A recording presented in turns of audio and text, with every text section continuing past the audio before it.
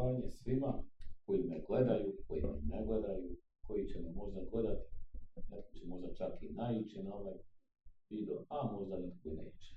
Danas sam ljudi naletio na koristim jednu aplikaciju za duhovne vježbe gdje svaki dan bude i evanđelje, gdje čovjek može, ajmo reći, malo čitati svaki dan po jedno evanđelje i plus imamo pojedine duhovne vježbe i tako kaže, naletio sam na jednu duhovnu vježbu, a to je život skriven s Kristom u Bogu i kaže pusti svoju prošlost. Sada naravno zahvaljujem se korisnicima koji su napravili, to je developerima aplikaciju. Aplikacija je fantastična i nevjerovatno je koliko je ljepota našega Gospodina Isusa Krista, Sina Božjega i Boga Oca Svemogućega, stvoritelja neba i zemlje. Ja volim tako to reći sa darovima Duha Svetoga, jer je to nešto predivno lijepo i za nas koji se potpuno predamo, koji vežemo grijehe, koji ne želimo uopće, iako živimo u takvom svijetu, ne želim da nas više dodiruju nekakve moderne gluposti. Možemo ih slušati, ali se ne obaziramo na to. I nevjerovatno je da sam točno tu naletio, znači, evanđelje po Luki, poglavlje 9, a redak je 57 do 62. Naime, pazite sada ovdje, tu ide vam jedna priča. Kaže, dok su išli putem, reče mu netko, za tobom ću, kamo god ti pošao, reče mu Isus, lisice imaju jazmine, ptice nebeske gnijezda, a sin čovječiji nema gdje glavu na svom. Drugomu nekom reče, pođi za mnom, a on će mu, dopusti mi da prije ode i pokopam oca. Reče mu, pusti neka mrtvi pokapaju svoje mrtve i idi na vješću kraljevstva Božje. I neki drugi reče, za tobom ću, Gospodine, ali dopusti mi da se prije oprostim sa svojim ukućanima. Reče mu Isus, nitko ko stavi ruku na plug pa se obazire natrag nije prikladan na kraljevstvo Božje. Netko će ovo pročitati i bit će mu samo neki tekst iz evanđelja i reče, ok, prelijepa riječ, ovo ono, ali hajmo reći jednu dubinu ovoga teksta, ja rekao kao jedan duhovni ili Božji poziv za osobu koja možda doživi Božji poziv da bude svećenik, da bude redovnik, da bude... Ko zna koji su putevi Božji, šta može biti još se roditi iz svega toga. To jednostavno naš naše unutarnje, kompletna duša, srce, tijelo ne može to shvatiti. Ali, ono što sam vam samo htio počitati, što sam vam pročitao, a to je zašto sam, jednostavno mi se to pojavilo, i to je ono što ja kažem, teško je shvatiti zato što je tu ljepotu koju dobivamo od darovima Duha Svetoga, to vam je ovo. Neko će reći, možda sam krivo zbilja protumačio, i pazite sad da vam odmah kažem, kad kažem krivo protumačio evanđelje, da može se zbilja desiti i to uvijek trebamo mi kao kršćani i kao ljudi paziti na to, jer mnogi koji hoće iskoristiti Božju riječ u svoje svrhe, u neku svoju poziciju da bi se on predstavio da je on netko i nešto, ti si apsolutno, ne mogu reći nitko i ništa, ti si tu na zemlji, živiš i to je to. Ne može se slučajno postavljati da si netko i nešto i veći od onoga manjega i od onoga većega, to se ne može. Pazite, sad da skrenem malo sa teme, pošto sam rekao da se morate čuvati, jer kad objašnjavate, kad dobijete recimo spoznaju dok čitate i razlučite recimo tekst, evo recimo ja sam jednostavno meni došao tako da objasnim duhovni, to je Božji poziv, da kroz evanđelje po Luki na poglavlje 9, redak 57 do 62, gdje pretpostavljam da postoji mnogo još gdje ću pročitati gdje se čovjek može svjesno reći, pa vidi, tu sam možda sam ja tako trebao krenuti, ali ja vama pričam direktno kako je meni došlo, a sad prije nego što se vratimo na Božji poziv, pročitat ću vam Psalam 1, a to ovako kaže, 2 puta, blago čovjeku koji ne slijedi savjete opakih, ne staje na putu grešničkom i ne sjedi u zboru podobljivaca, već uživa u zakonu Jahvinom, u zakonu njegovom misli dan i noć. On je kao stablo zasađeno pokraj voda tekućica, što se u vrijeme plod donosi, lišće mu nikad ne vene, sve što radi dobrim ugodi.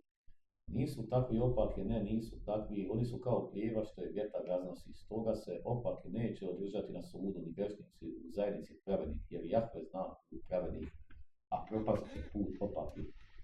Znači ovo zadnje, nisu takvi opaki, ne, nisu takvi, oni su kao plijeva što je vjetar raznosi snaga, stoga se opaki neće zadržati na sudu ni grešnici u zajedništvu pravednih, jer Jahve zna put pravednih, a propast će put opaki. Te riječi iz prvog psalama, poglavlje prvo, vam točno govori što vam ja hoću reći. Morate se čuvati pojedinaca. Mnogi će htjeti preokrenuti Božju riječ za dobrobit sebe. Znate ono, da se divite meni. Nikome, divi kao reče, vidi ga kako je pametan. Znači, nemate se ništa diviti meni. Meni možete samo reći, pa vidi kako si fino to objasnio, svaka ti čast što si mi nekako objasnio to evanđelje. Ali vi ga pročitajte, ne jedno, ne 5 puta, nego 100 puta, pa malo uvidite da li tu se možete možda vi pronaći baš u tom odlomku evanđelju povuki. Jer pazite, kao što kaže na u psalamima na poglavlju prvom, a to je stoga se opake neće zadržati na sudu ni grešnici u zajednici pravednih. Znači, svatko tko ide putem lošim i tko hoće biti podrugljiv, a glumiti da je pravedan, neće opstati jer ne može opstati. Ne možeš. Znači, ti možeš možda čovjeka svagati, grupu ljudi, mnoštvo oko sebe svagati i predstavljati se da si ti neko i nešto.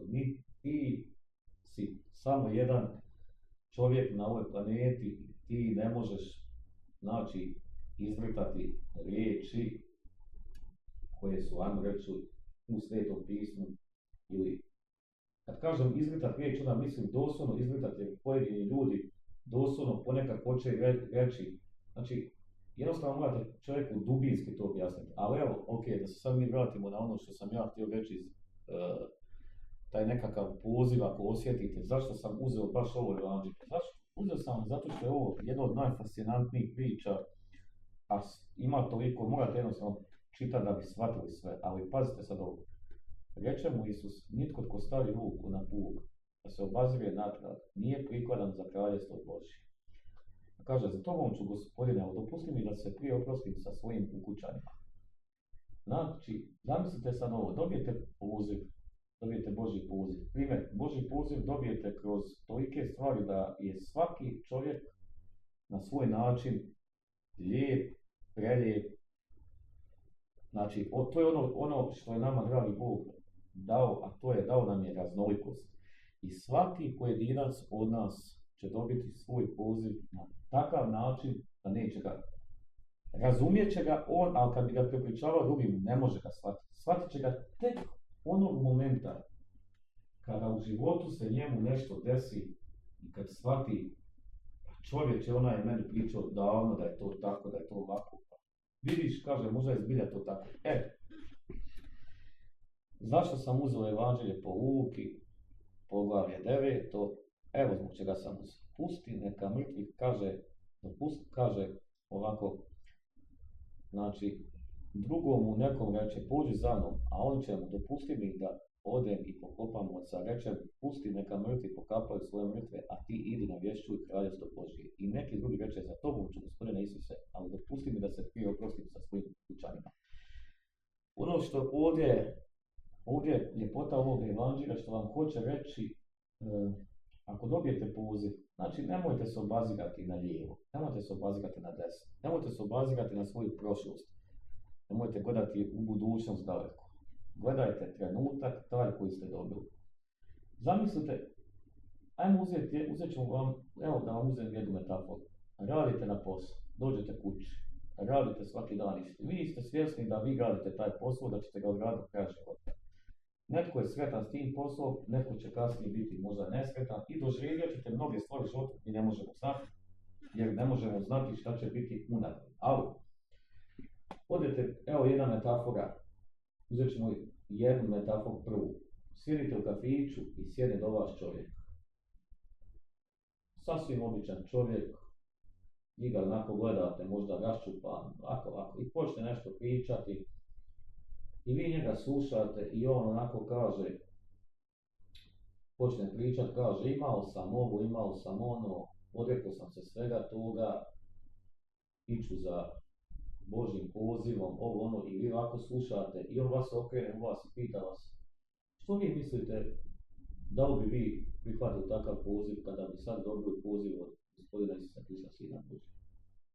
I vi onako gledate u sebe, mislite onako, prvo što ćete reći, pa sve je to lijepo, ali znaš, imam ja kod kuće posla, kako ću ja, ne mogu više izlaziti u kafiće, ne mogu više ovo, ne mogu više ono, moram paziti na ovo, moram paziti na ono. Znači, vi ćete naći 101 razlog, a trebate samo odgovoriti na pitanje što bi napravili u trenutku onom da vas pored vas se stvori Isus Krist, Sin Božji, i kaže Ivane, Ivice, Domagoju, Ano, Marijo, Dijano, Tiho, Igore, Mario, Marko, Petre, Pero, Ivice, da sad ne nabrajam stotine imena, i dobijete takav poziv koji ne možete objasniti nikad nijednoj osobi koja nije u smislu duhovnog, koja ne vidi.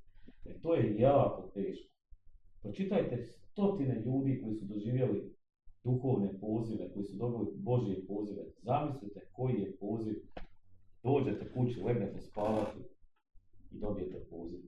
Zamislite, što bi vi na taj način učinili? Kako bi se vi osjećali kada bi dobili takav poziv? Da li bi, da u tom momentu budete pitani, nemojte odgađati. I to je upravo ono što hoće Isus u Evanđelju po Luki reći. Kada kaže, nitko tko stavi ruku na plug pa se obazuje natrag nije prikazan za kraljestvo Božje, ili Gospodine, ali dopusti mi samo da se prije oprostim sa svojim ukućanima. Znači, zamislite samo, i neki drugi reče, za tobom ću, Gospodine, ali pričekaj me, samo da se oprostim sa svojim ukućanima. Znači, ljudi moji, ti si čovjek, rođen si, dobio si poziv. Pazite sad ovo. Tamo je 2015. 2016. kada sam dobio poziv da se krstim, još nisam bio kršten. Što mislite kako je bilo? Došao sam kod kolege, od 400 ljudi, i ovako rekao, kolega, ja sam sanjao, ja sam s nekim pričao u snu i ja sam rekao da ja hoću imati crkveno vjenčanje. Ja tad nisam ni shvaćao ni šta je, ni kako, ni tko je, šta. Ja samo znam da sam ja to sanjao i ja sam to u sebi kršao. Ja sam došao kao izgubljen čovjek do čovjeka i rekao, ja tako želim i ne zanimam ljudi. Ali vidite sad ovo, ja sam upravo bio kao i ovdje u Evanđelju što se kaže, a to je ono, ali dopusti mi da se prije oprostim sa svojim ukućanima. Šta se desilo? To je bilo 2015. A ja sam tek 2024. poziv koji sam dobio ovakav. Tek kad sam pao na najnižu granu svog života, kad sam bio na najgoroj stepenici svoga života, onda sam rekao, dosta, Isuse, idem za tobom. I gotovo. Znači, pazite, 2015. 2016. Tako je negdje bilo. Ali ja sam tek 2024. To vam je ljudska sloboda i ljudsko ono, ima vremena. Zarađivo pare, dobivo pare, ma imao pa ja. Trošio po 400 eura tjedno, pa to su se 1000 eura trošile. 10.000 eura to možda godišnje se potrošilo na gluposti. Samo zašto? To što nisam odmah prihvatio poziv. Prihvatio sam ga ja u srcu, ali sam ga odbio. Znate ono, Gospodine, ima vremena. Moram se ja zabaviti, znaš, pa ja imam 20 i nešto godina, pa moram ja još imam cura, pa neću ja s jednom curom, pa ima druga cura, pa ima treća, pa ima četvrta, ima peta, ima 6, ovako, to je već bilo 20 cura, 30, 40, 50 cura, čekaj malo, pa moram ja kupiti sebi najbolji kompjuter, pa moram ja imati auto dobar, pa moram, čekaj malo, to vam je sad ona priča o kafiću. Pa nismo mi ljudi moji u kafiću, da ja sjedim i da se ja prepirem, govorim, hej Gospodine, Isuse Kriste, Sine Božji, hajmo popiti još jedno pivo, a onda ću ja vidjeti sutra, aj sutra ti dođi, ja ću kupiti pivo pa ćemo još malo pričati, jer moraš me shvatiti, ja moram raditi onako kako bi ja htio, a Ja znam da ćeš ti uvijek mene pričekati. On će pričekati. Ali ako si dobio odmah sad u ovom momentu poziv, pripremi se za poziv, moli se, pripremi se i kreni za tim pozivom. Jer upravo to je evanđelje po uki koje vam govori. Znači, nisi u kafani, nisi na polju, da ti imaš nekako raspravljanje. Nema raspravljanja. Ljudi su doživjeli tisuće i tisuće ljudi, milioni su dobivali preobraćenja, krstili se, postali svećenici, redovnici, postali sveci, ali svi su prošli taj jedan dio, ali su odmah krenuli. Pazite, gledam sad da ne pričam stotine nekih priča, evo gledam video od nekih ljudi gdje čovjek priča i čuje glas i kaže oprošteno ti je i čovjek plače, ruči i plače, nije znao tko si ti, tko, kaže ja sam Isus Krist, Sin Božji. Ljudi moji, jedna rečenica kad doletima, kad vam dođe, to vam je to. Niste u kafani, niste na pijaci, niste došli da se sjenkate sa pozivom. Poziv je poziv, nema sjenkanja, nema hej ovo, hej ono, dobijete poziv, idete prema tom pozivu. To je poziv koji je preljev. Jer vama će se život toliko mijenjati. To će biti plač, to će biti ljepota, ali morate shvatiti, kad dobijete taj poziv, vaša okolina će se mijenjati, a vi ćete imati u srcu nešto što je najljepše. Imat ćete srce koje će proslaviti Gospodina Isusa Krista, Sina Božjeg. Preko vas. Pazite, ja sam bio užasna osoba. Moji kolege kažu, pa to je samo život. To nije samo život, ja sam bio užasna osoba. Ja sam bio užasna osoba, tvrda, katastrofična srca. I nema tu važno, to je tako bilo, oprošteno mi je i ljubim sva slava našem Gospodinu Isusu Kristu, Sinu Božjem. I drugo me ništa ne zanima. Udaraj me, pljuj me, gazi me, govori da sam lud. Depresija ti je skoba, šta god da bilo, šta god da imam, šta god da mi se desi nekada, a to me više ne zanima. Ono što sam ja vidio, to ne možeš objasniti svako. Ali kad jednog dana taj doživi, da će se sjetiti onog tamo nekog Elijaka koji je pričao, bombardirao ih sa tim temama, onda ćete se sjetiti možda nekih priča, ali morate shvatiti da je jedini istini put i život i istina Isus Krist, Sin Božji. Ako dobijete poziv, redovništvo, svećeništvo, služenje Bogu na bilo koji način, prihvatite ga. Nek vas udaraju, nek vas gaze, nek vas mrze, nek vam šta god da bilo, morate shvatiti da je to sve prošao i naš Gospodin Isus Krist, Sin Božji. Sve je to prošao da bi nama grijesi bili oprošteni, da bi mi njegovu riječ, Božju riječ mogli širiti, jer ima isto jedna ljepota u Svetom pismu, a to je, kaže ovo. Znači ovo vam isto jedna ljepota, kada vas budu ljudi smatrali da ste ludi, da ste ovaki, da ste onaki, da ste bilo, ma šta god vam budu govorili.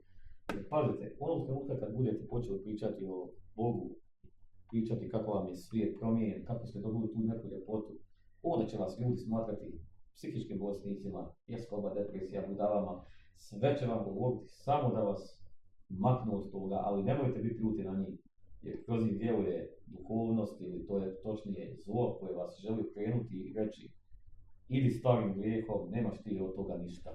Nemojte se dati tim lažima. To je upravo laž koji želi vas odmaknuti od Božjeg poziva. Od poziva da drugim ljudima otvarate srce, da drugim ljudima date do znanja koliko je ljepota u Isusu Kristu, Sinu Božjem. I upamtite sad ovu, pazite sad ovu. Ja sam prvi osuđivo, ja sam prvi govorio za pojedine cuge, za pojedine ovo, za pojedine ljude, kao bavila se prostitucijom, sad odjednom ona svetica, šta ona glumi, odjednom je ona postala neka ono. Na kraju sam ja isto takav, bio najgori, bio ovakav, bio nakav, bang!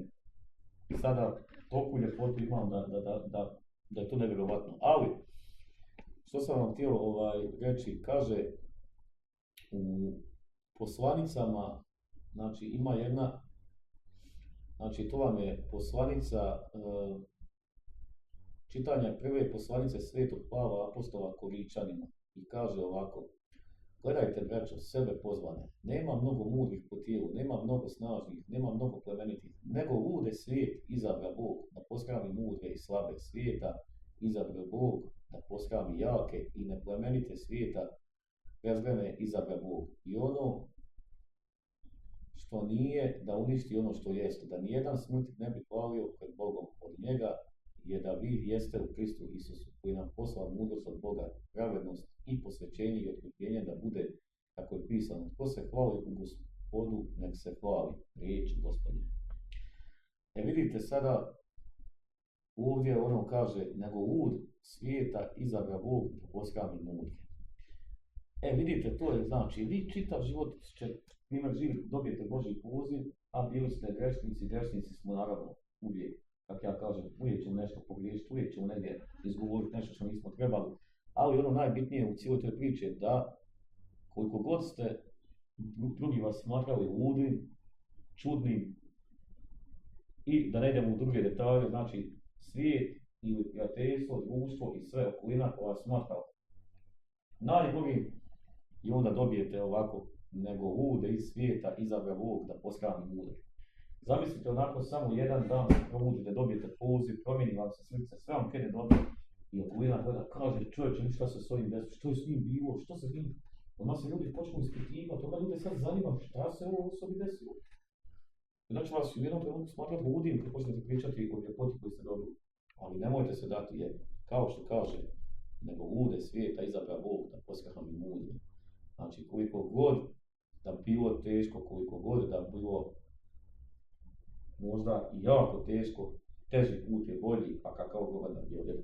Upravo to u prvoj poslanici u Korinčanima točno to ima. Znači, nego lude svijeta izabra Bog da poskrami mudre, slabe svijeta izabra Bog da poskrami jake. Prvo poglavlje Korinčanima, poslanica 27. poglavlje. Poglavlje prva poslanica Korinčanima, 27. redak. Znači, ljudi moji, to vam je predivno. Znači, to vam je jedna od ljepših stvari koje čovjek doživi. Znači, onako svi te smatraju budalu, svi te smatraju laki, tu. Odjednom se desi, tebi se život promijeni da ti više ne znaš je u lijevo ili u desno, ali ti se desi ljubav. Koju, naravno, nikad niko ne može shvatiti jer ne želi otvoriti svoje srce prema Gospodinu Isusu Kristu, Sinu Božjem.